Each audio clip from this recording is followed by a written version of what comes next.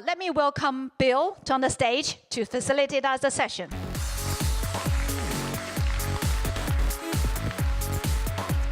Absolutely delighted to be here. You heard YY talk about the strengths that have basically come into play that's made you number one in the business.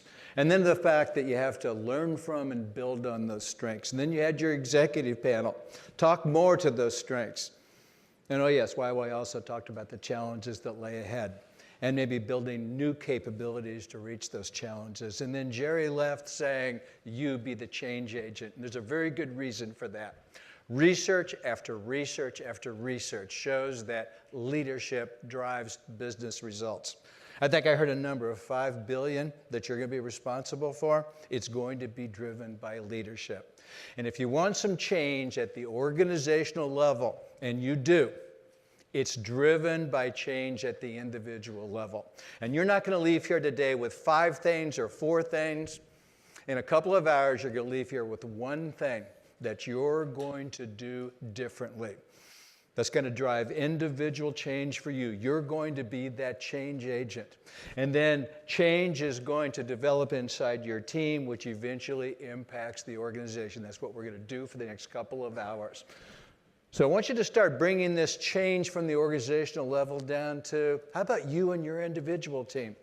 Because the strengths that have made you personally successful can be very, very different than other people at your table. You've got people here from human resources. You've got the legal community. You've got finance. And the very strengths that have led to the impact of success in you and your team can be very, very different than what's impacted other people in this room. So I want you to start thinking down now to, what is it? What is it about you and your team in terms of strengths that have led to such great success? It could be something from the PC+5, like speed, like risk-taking.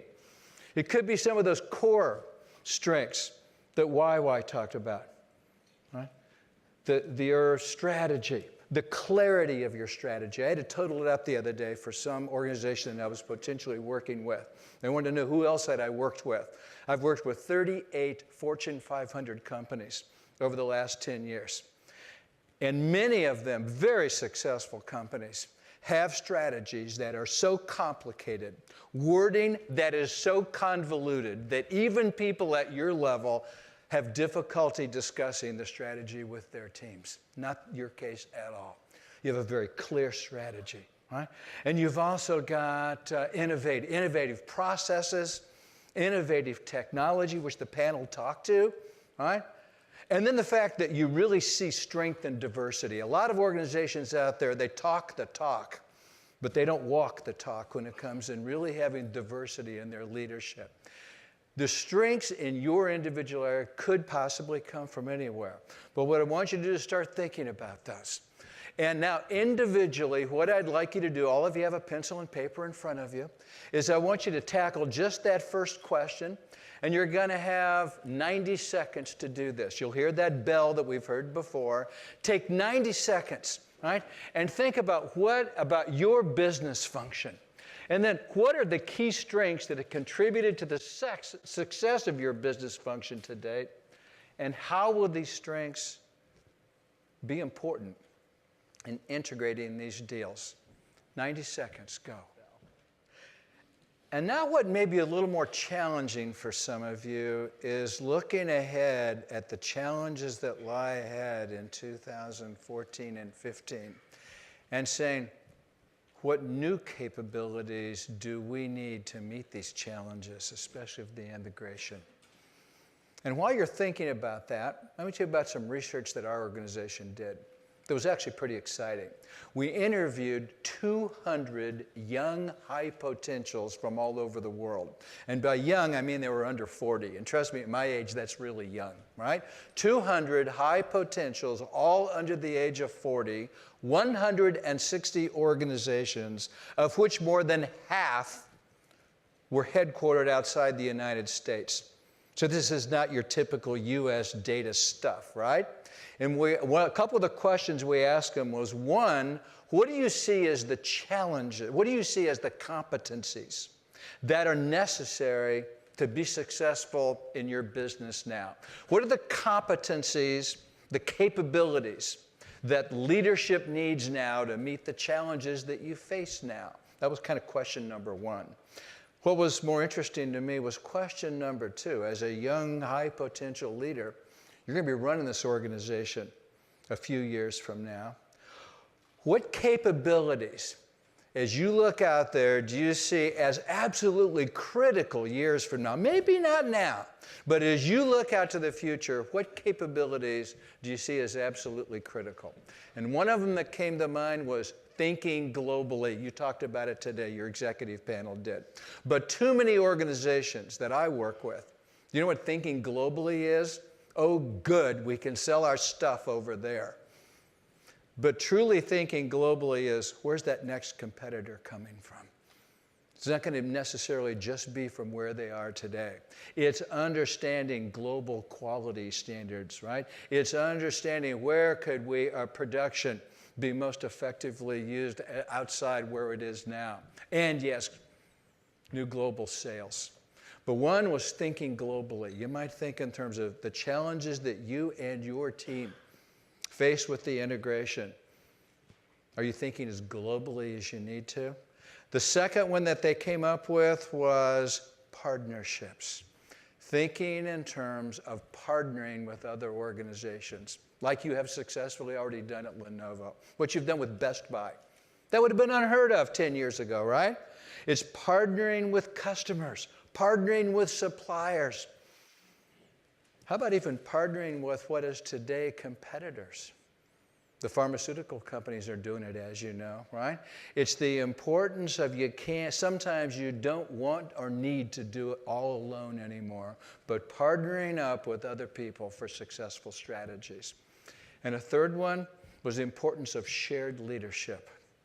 As you look at what you need to accomplish, the traditional top-down, I'll tell you what to do and you go do it, right, isn't going to motivate. It's not going to engage.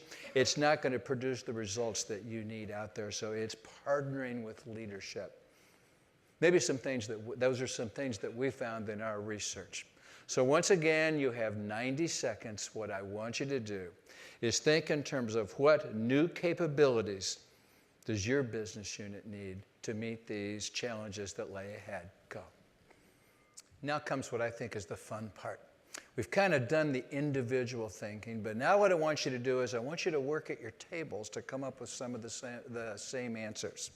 So let me kind of take a step back and give you the big picture of what we're going to do over about the next 15 or 20 minutes.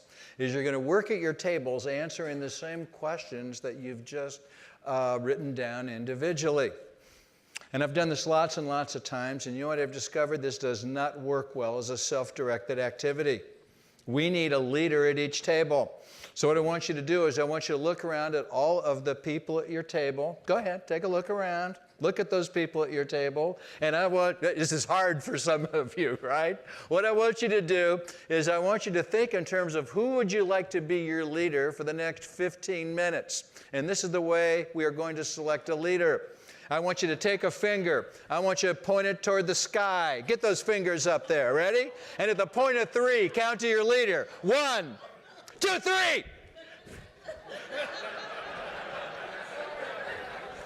You got it. Who got it over here?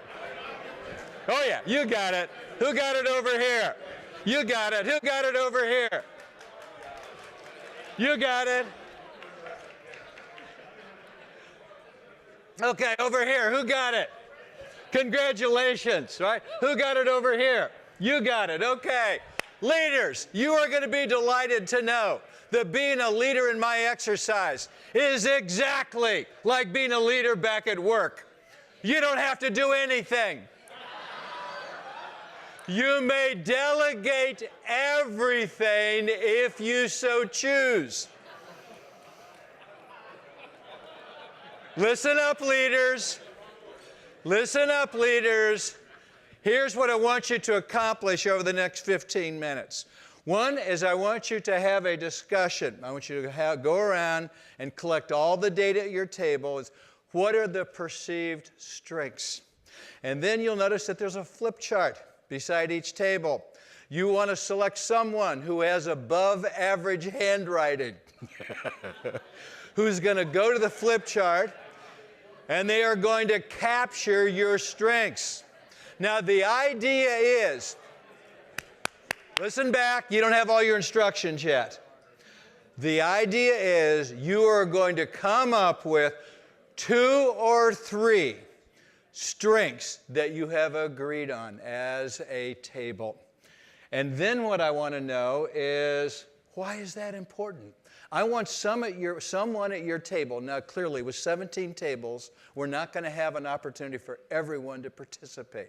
But I want you to have someone at your table. It doesn't need to be you, leader, but someone. Be prepared to tell us, why is this important? How will it be used? How will we take these strengths and apply them to the challenge of integration? So your first assignment is to identify 2 or 3 strengths, and then be prepared to talk about why or how might these be applied. Why is that important? Now, what's going to happen is I'm going to give you 8 minutes to do this. 8 minutes to do this, and then you're going to need someone who is prepared to log in at every single one of your tables. You have this. So you're going to have one person at your table who is assigned to be ready to log in. And then what we're going to be able to do is we're going to have on the cloud up here, you're going to see what the combined results are for everyone. We're going to tackle strengths first. Then after we do that, we're going to tackle question number 2, new capabilities. And once again, I want you to flip the chart over to another page, and I'm going to give you 7 minutes to, as a team, come up with 2 or 3 new capabilities that you see are important. And I want you to have someone on your team prepared to tell us, okay, why is that important? How are we going to use these new capabilities to meet the challenges? Does everybody understand the assignment? Check. Ready? Check. On your mark, get set, go.